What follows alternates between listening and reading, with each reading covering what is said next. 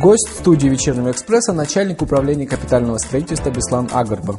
Мы говорим с ним об объектах, восстановленных в рамках комплексного плана содействия развитию Абхазии. Беслан, долгое время мы уже подбираемся к комплексному плану, с одной стороны, с другой стороны. Нам бы все-таки хотелось разъяснить некоторые вопросы, связанные с объемом строительства, проведенного по комплексному плану, суммами, затраченными на строительство. Я думаю, что начнем мы все-таки с того, на какую сумму было проведено строительство по комплексному плану. По комплексному плану в 2014 году было проведено работ на 3 миллиарда 274 миллиона рублей. Туда входило около 50 объектов, 55 объектов, большинство из которых успешно сданы, введены в эксплуатацию и так далее. Все-таки вот эта сумма, которую ты называешь, это сумма по всему комплексному плану или только за 2014 год? Это за 2014 год.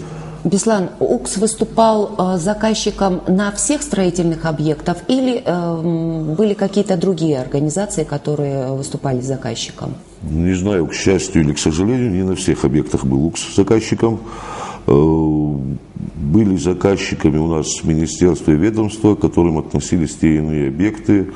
Так скажем, детские сады, школы относилось к Министерству образования, соответственно, стадионы там, и прочее, это комитет по физкультуре и спорту, ну и там больницы и прочее, это Минздраву. Какие объекты к вам относились? У нас наши чисто объекты, это были университет, то, что до сих пор переходящий объект, также переходящий объект Верховный суд,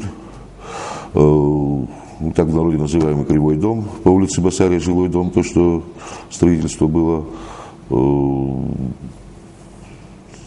и ПИТ, ботанический сад, в общем, все, наверное. Сейчас так все не упомню, но приблизительно. Ты можешь сегодня оценить качество строительных работ, проведенных по объектам, в которых выступал заказчиком УКС?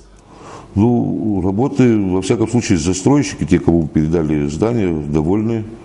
В основной части там по жилому дому, там понятно всегда, когда много жителей, какие-то недостаточки есть, но в основном работы проведены нормально, хорошо, можно сказать, качественно. У большинства объектов подрядчиком выступала Южная строительная компания. Недавно по абхазскому телевидению прошел достаточно серьезный репортаж с разными точками зрения, связанный со стадионом, еще с какими-то другими объектами. И меня насторожила фраза руководителя этой компании, в которой он говорил о том, что компания, в общем-то, чуть ли не благотворительностью занималась. Для меня вот это очень большой вопрос. Строительная компания, которая занимается благотворительностью. Что имел в виду Матуа? Ну, то, что имел в виду Матуа, это знает только Матуа, да, я не могу за него говорить, да. Но как-то интерпретировать то, что он мог сказать, да, в этом плане, я могу попробовать. Он мотивирует свои недочеты в работе тем, что ему государство должно деньги, которые не выплатило за те или иные работы. Насколько корректно та сумма, которую он называет 50 миллионов, так обычно он вот эту сумму озвучивает, мне сложно сказать, потому что по тем объектам, так скажем, да, что шли через УКС, где был заказчиком, у нас получается, если вот свести сальдо, как бы, да, он не отчитался за 11 миллионов. То есть мы ему как бы должны 33 миллиона, он не отчитался за 44. То есть объекты сданы, но он не отчитался за эти объекты. Приблизительно как так. такое Поэтому бывает? Бывает то, что человек не сдал работы. Работа сданная считается, когда подписана ведомость выполненных работ, проверена технадзором, поставлен штамп, в этом случае работа сдана. Южная строительная компания сразу осуществляла строительство на нескольких объектах. На многих объектах, так скажем. Вот эта сумма за все эти объекты поступала разом. Была ли возможность перекидывать одни суммы на строительство других объектов? Или такой возможности не было? Возможность, конечно, была. Раз эти суммы находились, по каждому объекту отдельно же поступали суммы, да, авансы. он мог их в пределах своей бухгалтерии распределять куда хочет. Это нормальное явление в строительстве или это какое-то нарушение бухгалтерии? Ну, вообще, как бы, есть такое понятие, как целевое использование средств. Нецелевое использование средств не предусмотрено. Да? Другой вопрос, что бывают такие случаи, когда там у вас 2-3 объекта, вам нужно купить какой-то материал, который подходит на все эти объекты. Естественно, чтобы там сыграть по цене и прочее, вы можете закупить сразу какое-то определенное количество материала, чтобы вам хватило на все объекты. Но опять это, когда вы списываете эти материалы на каждый объект отдельно. А перекидка средств с одного объекта на другой, тем более, если это объект, допустим, комплексного плана, а другой объект идет из местного бюджета, то это уже считается нарушением финансовой дисциплины, когда вы перекидываете с одного объекта на объект. Вот в этом же репортаже прозвучала еще такая фраза корреспондента. Она утверждала, что на строительство стадиона не было проектно-сметной документации. Такое возможно? Действительно ли не было проектно-сметной документации? Предполагаю, что было возможно в начале строительства, но в конце строительства, чтобы не было проектно-сметной документации, маловероятно. Другой вопрос, что вошло в эту проектно-сметную документацию, что не вошло, мне сложно судить, потому что мы не были заказчиками.